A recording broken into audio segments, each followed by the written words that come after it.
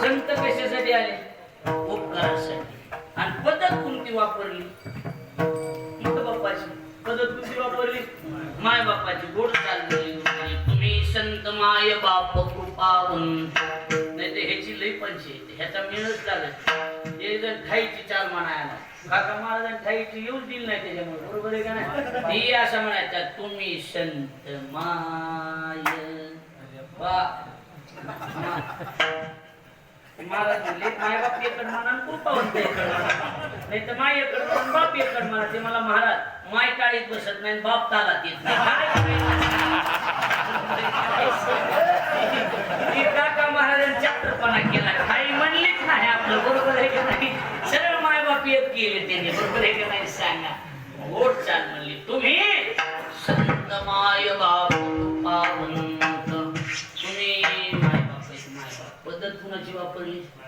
का बाबा? कारण संताचे जेवढे उपकार आहेत ना, ते माय बापापेक्षा जास्त उपकार आहेत. उपकार सांगू मी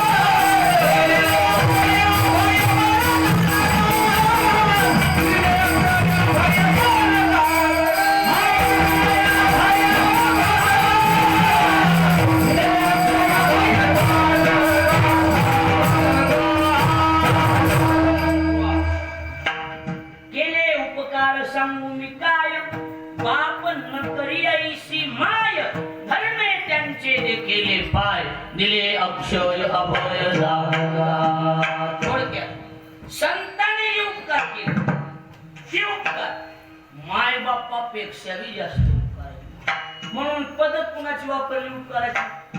माय बापाची पद्धत कुणाची वापरली? आता माय बापाची कसली पद्धत आहे? माय बापाची पद्धत सांगतो. टाईट बसाय, जरा ढिले आला कळत नाही. बेडे बेडे सावधान. ऐका आता पद्धत माय बापाची कसली पद्धत आहे. पाहता बोळी दाखवतो तुम्हाला, दाखवतो मी असं बोळी सांगतो, बाकी काय. माय बापाची पद्धत आहे. कसली पद्धत आहे सर? ऐका आता. जैसा का स्वभाव माय बापांचा, कसला? आपत्य जरी बोडे बोबडी वाचा, तरी अधिक चितयाचा संतोष अति विरळ.